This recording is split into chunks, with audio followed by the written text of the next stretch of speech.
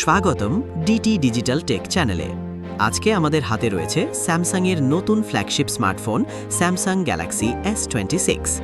এই ভিডিওতে আমরা করব গ্যালাক্সি S26 এর সম্পূর্ণ আনবক্সিং, দেখব বক্সের ভেতরে কি আছে, কেমন এর ডিজাইন আর প্রথম ইমপ্রেশন কেমন।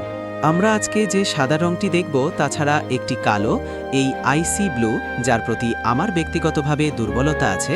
আলট্রাতে আমরা সর্বত্র যে কোবাল্ট ভায়োলেট দেখছি এবং স্যামসাং.com-এর জন্য একচেটিয়া দুটি রং, একটি রোজ গোল্ড এবং সিলভার শ্যাডো। এটি বেছে নেওয়ার জন্য দুটি কনফিগারেশন আছে। আমাদের কাছে একটি বেস মডেল আছে যেখানে 256 গিগাবাইট স্টোরেজ, 12 গিগাবাইট র্যাম এবং সর্বোচ্চ 512 গিগাবাইট স্টোরেজ এবং 12 গিগাবাইট র্যাম আছে।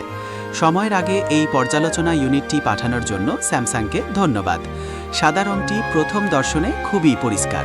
আসুন দেখি বাক্সের ভেতরে আর কি আছে। বাক্সের ভেতরে আমাদের পরিচিত জিনিসপত্র, কিছু কাগজপত্র, একটি ইউএসবি টাইপ সি থেকে টাইপ সি চার্জিং কেবল এবং একটি সিম ইজেকশন টুল রয়েছে। হাতে S26 এর প্রথম অনুভূতি। আমি তাৎক্ষণিকভাবে এর আরও গোলাকার প্রান্তগুলি লক্ষ্য করছি। আমাকে অবাক করে দিয়ে আলট্রা ভ্যারিয়েন্টের তুলনায় এর ভিত্তিটি আসলে আরও কিছুটা গোলাকার। অন্তত সামনের দিকে আমাদের এখনও একটি ফ্ল্যাট ডিসপ্লে আছে, তবে হাতে এটি অনেক বেশি আরামদায়ক লাগে। ভৌত কাঠামোটি দেখলে আমরা ডান দিকে আমাদের পাওয়ার বাটন এবং ভলিউম রকারগুলি দেখতে পাই। উপরে দুটি মাইক আছে, বাম দিকে কিছু নেই। নিচে আমাদের সিম ট্রে আছে যেখানে আমরা একটি ফিজিক্যাল সিম কার্ডের জন্য জায়গা পাই, কোনো মাইক্রো এসডি সম্প্রসারণ নেই। এখানে আমাদের আরেকটি মাইক আছে। এতে টাইপ সি পোর্টটি এখনও কেবল 25 ওয়াট চার্জিংয়েই সক্ষম এবং অবশ্যই এখানে আমাদের একটি ডুয়াল স্পিকার সেটআপ রয়েছে গত বছরের S25 এর তুলনায়। 168 গ্রাম। গত বছরের S25 ছিল 161 গ্রাম। সুতরাং ওজনে সামান্য বৃদ্ধি হয়েছে, যা আজকাল খুব কমই শোনা যায়। তবে এই S26-এ আমরা একটি বড় ব্যাটারি পাচ্ছি। এখন আমরা একটি 4300 মিলিঅ্যাম্পিয়ার ক্ষমতার ব্যাটারি পাচ্ছি। এটি গত বছরের S25-এর 4000 থেকে সামান্য বেশি এবং আমরা এর বেশি কিছু পাচ্ছি না। ফোনগুলির পুরুত্ব, সুতরাং এটি অবশ্যই একটি মূল্যবান বিনিময় এবং এখানে আমাদের 6.3 ইঞ্চি ডিসপ্লেটির প্রথম দর্শন। এই বছর S26-এ S25-এর 6.2 এর তুলনায় আসলে একটি সামান্য বড় স্ক্রিন আছে। তাই আমি যদি এগুলিকে পাশাপাশি রাখি, তবে মূল পার্থক্যটি হলো আপনি উপরের দিকে একটু বেশি স্ক্রিন পাচ্ছেন। আমরা এখানে গ্যালাক্সি S26 প্লাসও দেখব, একটার বদলে দুটি। প্লাসের মূল পার্থক্যগুলি হল অবশ্যই একটি বড় ব্যাটারি, বড় ডিসপ্লে এবং লক্ষণীয়ভাবে বেশি দাম, এই বছর $1100। তবে এখন আসুন আমরা গ্যালাক্সি S26 প্লাসও দেখি। বাক্স থেকে বের করে এবং পাশাপাশি রাখলে প্লাসের প্রথম ধারণা। প্লাস সংস্করণে এটি লক্ষণীয়ভাবে একটি বড় ফোন। আরামদায়ক অনুভূতির জন্য আমাদের একই রকম গোলাকার প্রান্ত রয়েছে। S26 প্লাসের ওজন 192 গ্রাম। আমরা গত বছরের S25 প্লাসকে নিলে কিছুটা ওজন বৃদ্ধি হয়। আসলে আকার ছাড়াও এদের মধ্যে সবচেয়ে বড় পার্থক্য হল S26 প্লাসে সামান্য বেশি রেজলিউশন থাকা। 1414p, S26 1080p পর্যন্ত যেতে পারে। আমরা S26 প্লাসে 45 ওয়াটের সামান্য দ্রুত চার্জও পাই এবং S26 এবং S26 প্লাস ব্যবহার শুরু করার পর এখন কয়েকদিন হয়ে গেছে, তাই আমি আপনাদের সাথে আমার প্রথম ধারণাগুলি শেয়ার করতে প্রস্তুত।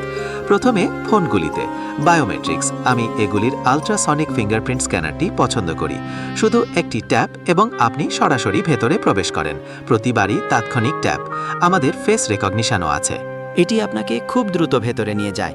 বেস S26-এর প্রথম ধারণা হিসাবে যদিও S25 থেকে খুব বেশি কিছু পরিবর্তন হয়নি, আমি সামান্য বৃদ্ধিপ্রাপ্ত স্ক্রিনের আকার পছন্দ করছি।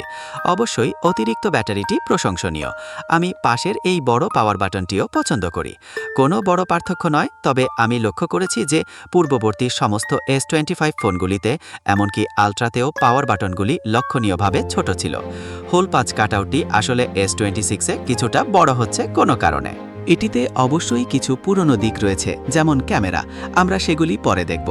এরপরে আমরা এখানে স্ন্যাপড্রাগন 8 Elite Gen 5-এর খুব ভালো পারফরমেন্স পাচ্ছি। এটি প্রসেসরের একটি ওভারক্লকড সংস্করণ, তাই সিপিইউ এবং জিপিইউ পারফরমেন্সে প্রায় 15 থেকে 20% বৃদ্ধি। যদিও এটি লাইন আপের সবচেয়ে ছোট ফোন, আমি মনে করি আপনি এটি দিয়ে এখনও অনেক কিছু করতে পারেন। ক্যামেরাগুলির দিকে তাকালে আমরা গত কয়েক বছর ধরে এই এস সিরিজের ফোনে যে সেটআপটি দেখেছি তাই দেখতে পাই। এখন আমাদের একটি 50 মেগাপিক্সেল প্রাইমারি লেন্স, একটি 12 মেগাপিক্সেল আলট্রা ওয়াইড লেন্স এবং একটি 3x অপটিক্যাল জুম রয়েছে, যা দেখতে বেশ ভালো। এখানে 10x ডিজিটাল জুমের একটি দৃশ্য। এর বাইরে এই ফোনগুলিতে আমি দেখতে পাই তখনই গুণমান হারাতে শুরু করে। এখানে 30 গুণের একটি দৃশ্য। ভিডিওর দিক থেকে সামান্য উন্নতি হয়েছে। এখন আমরা 15 গুণ পর্যন্ত জুম করতে পারি। গত বছর S25-এ এটি কেবল 12 গুণ ছিল এবং তারপরে সুপার স্টেডি হরাইজন্টাল লকটি দেখছি, যা এই S26 এবং S26 প্লাসেও আসছে, আলট্রার মতোই। আমি নিশ্চিত আপনি এটি 100 বার দেখেছেন। লোকেরা আয়নায় তাদের ফোনগুলিকে ঘুরিয়ে ঘুরিয়ে দেখছে। তবে এটি সত্যিই একটি দুর্দান্ত বৈশিষ্ট্য। এটি এই ফোনগুলিতে একটি বিল্ট ইন জিম্বল। এখন আমি এই হরাইজন্টাল লক ফিচারটি খুব পছন্দ করি। প্রাথমিক ব্যাটারি লাইফটি দ্রুত দেখতে আমি এখনও পুরো চক্রটি সম্পূর্ণ করিনি, তবে আমি এখনও 77% ব্যাটারি সহ 2.5 ঘন্টা ব্যবহার করেছি। এই স্ন্যাপড্রাগন 8 এলিট প্রসেসরগুলি সম্পর্কে আমি যা বলতে পারি তা হলো আপনার হালকা কাজগুলিতে আপনি খুব ভালো ব্যাটারি লাইফ পান। তাই যদিও এই ফোনগুলি বর্তমানে বাজারে অন্যান্য বিকল্পগুলির তুলনায় সর্বশেষ ব্যাটারি প্রযুক্তি না থাকা এবং বেশি ক্ষমতা থাকার কারণে অনেক সমালোচিত হয়, আমি এখনও এই ফোনগুলিতে হালকা ব্যবহারে 8 ঘন্টা স্ক্রিন অন টাইম পেতে পারি এবং আলট্রাতে আমার প্রথম 4-5টি ব্যাটারি চক্রের সবকটি 8 ঘন্টা স্ক্রিন অন টাইম ছিল। কিন্তু আপনি যদি এটি বড় এবং ভারী ফোন না চান, তবে বেস S26 সত্যিই এখন বাজারে আপনার সেরা ছোট ফোন বিকল্পগুলির মধ্যে একটি হবে। এই প্লাস, যদিও আমি এর বড় স্ক্রিন, স্লিম প্রকৃতি এবং এর স্ক্রিনের আকারের তুলনায় হালকা ওজনকে খুব পছন্দ করি, আমার মতে $1100 এটি বিক্রি করা কঠিন।